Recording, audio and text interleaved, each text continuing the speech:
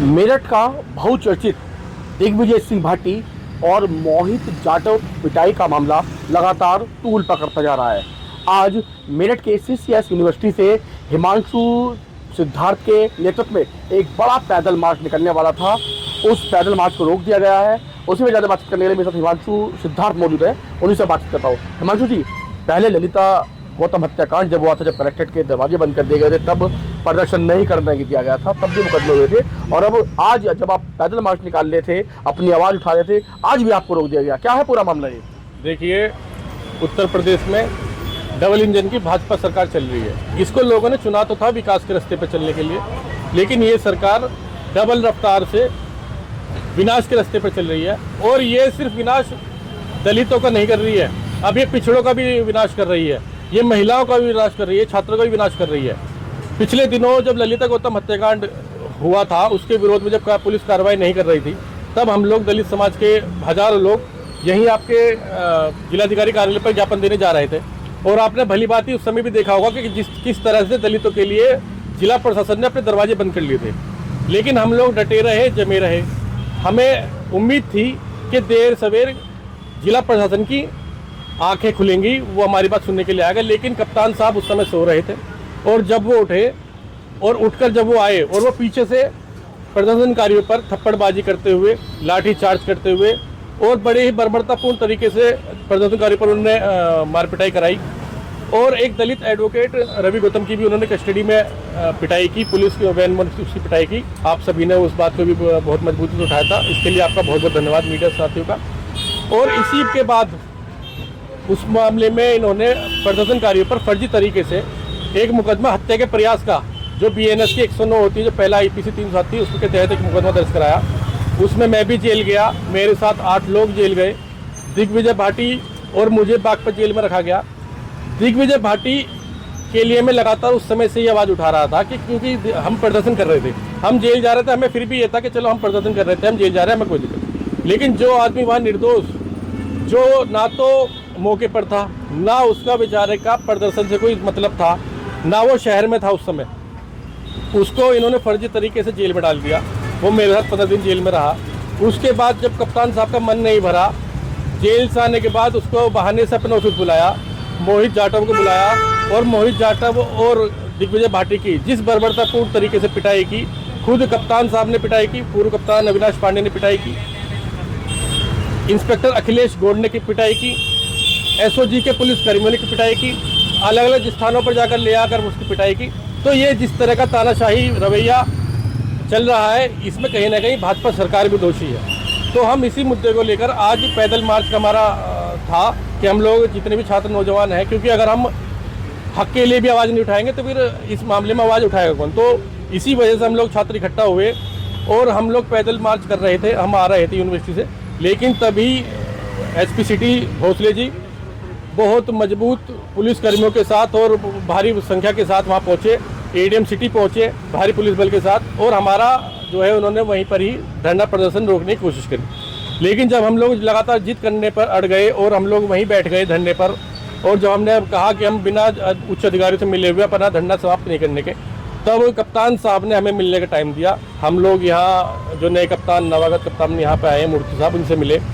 इनके सामने अपने मुख्य मांग ये रखी है कि एक तो उस समय जो प्रदर्शन हुआ था उसमें जो मुकदमे दर्ज हुआ, एक तो वो मुकदमा वापस हो, क्योंकि उस मुकदमा वापसी के लिए खुद योगी आदित्यनाथ मुख्यमंत्री जब यहाँ आए थे गाजियाबाद और पीड़ित परिवार से मिले थे, उन्होंने भी कहा था कि हम मुकदमा वापसी करेंगे, लेकिन अब तक इस पर कोई कार्रवाई नहीं हुई, बल्कि अन्य लोगों को भी उसमें नामजद करने के लिए उनको नोटिस भेजे गए।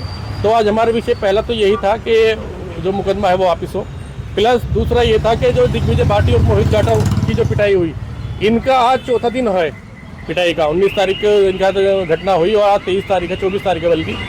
तो इनके अभी तक भी पुलिस ने मेडिकल नहीं कराया, एक इनका मेडिकल कराया जाए और उनके बयान दर्ज कराए जाए, और दोषी पुलिसकर्मियों पर, चाहे वो SSP अविनाश पांडे हो, चाहे वो इंस्पेक्टर अखिलेश गौड़ हो, चाहे अन्य कोई भी पुलिसकर्मी हो, उनकी सबकी जाँच की जाए और उन पर मुकदमा दर्ज किया जाए और तुरंत उन्हें जेल भेजा जाए। अच्छा, इस मामले में पुलिस की तरफ से एक्शन भी लिया गया है। 8 जो पुलिसकर्मी हैं उनको लाइनहाजिर किया गया है, बल्कि जो अखिलेश गौड़ जो प्रभारी जो निरीक्षक है, जो इंस्पेक्टर है, उन पर भी सख्त कार्रवाई करते हुए उनका निलंबन कर दिया गया है। अब क्या कहना है आपका इस मामले में? देखिए, निलंबन तो सिर्फ अखिलेश गौड़ का हुआ है और बाकी अन्य पुलिसकर्मियों को लाइन हाजिर किया गया। लाइन हाजिर तो रूटीन की प्रक्रिया है, इसमें कोई इतनी बड़ी प्रक्रिया नहीं है। ये तो लाइन में पहले ही बहुत सारे पुलिस के कर्मी रहते ही हैं, रिजर्व में रहते हैं वो, तो लाइन हाजिर करना कोई सजा नहीं हुई।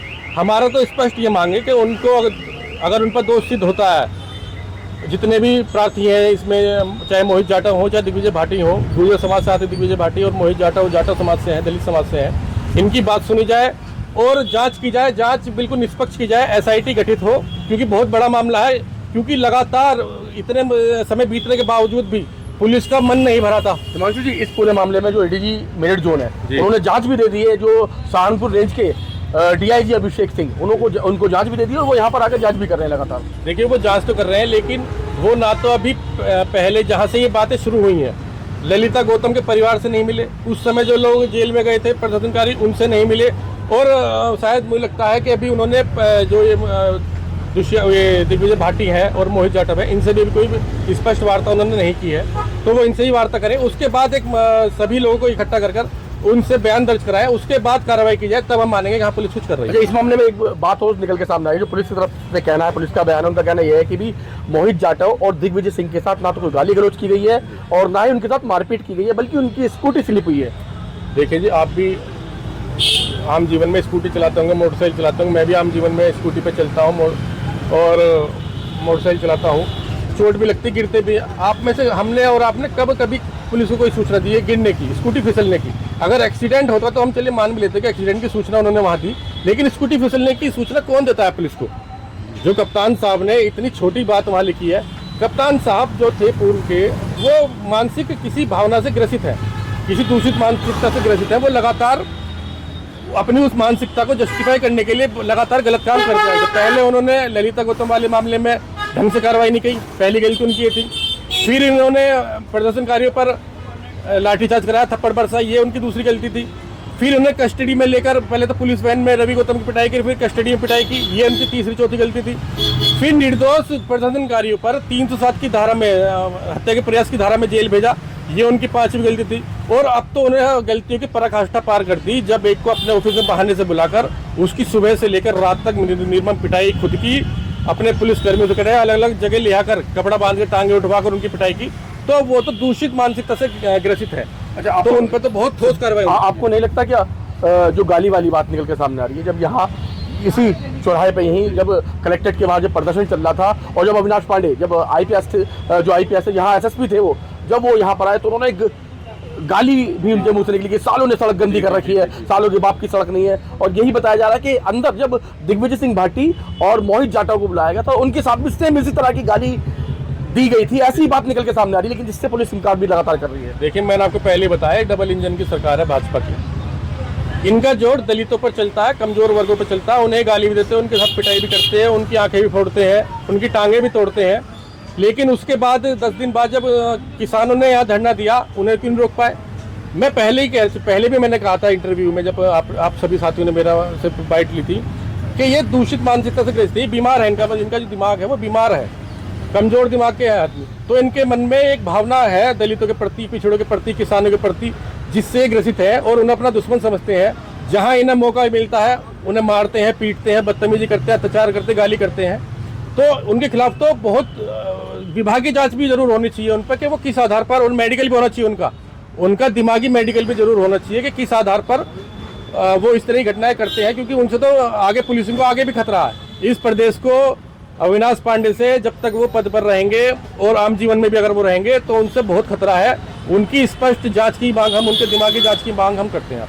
तो बिल्कुल बहुत बहुत धन्यवाद। हमारे साथ हिमांशु सिद्धार्थ है, स्टूडेंट लीडर भी है और साथ ही साथ दलित नेतृत्व भी हिमांशु सिद्धार्थ कर रहे हैं। उनका साफ तौर पर ये कहना है कि जिस तरीके से पहले ललिता हत्या कांड जब हुआ था, जब इन प्रदर्शनकारियों को कलेक्ट्रेट के बाहर रोका गया, जबकि कलेक्ट्रेट के अंदर प्रदर्शन स्थल बना हुआ है, धरना स्थल बना हुआ है, लेकिन वहां इन लोगों को नहीं जाने दिया। और अब जब आज ये दिग्विजय भाटी के और मोहित जाटव के पक्ष में आए थे, पैदल मार्च निकाल रहे थे, तब भी इनको अपनी आवाज उठाने से रोका गया है। अब इनका साफ तौर पर यही कहना है कि अविनाश पांडे जो आईपीएस और पूर्व एसएसपी मेरठ रहे हैं, उनकी जांच होनी चाहिए, उनका मेडिकल परीक्षण भी होना चाहिए। तो दोस्तों, इस तरह की वीडियो देखने के लिए मेरे साथ जुड़े रहिए। मैं आपका दोस्त लोकेश टंडन। नमस्कार, जय हिंद।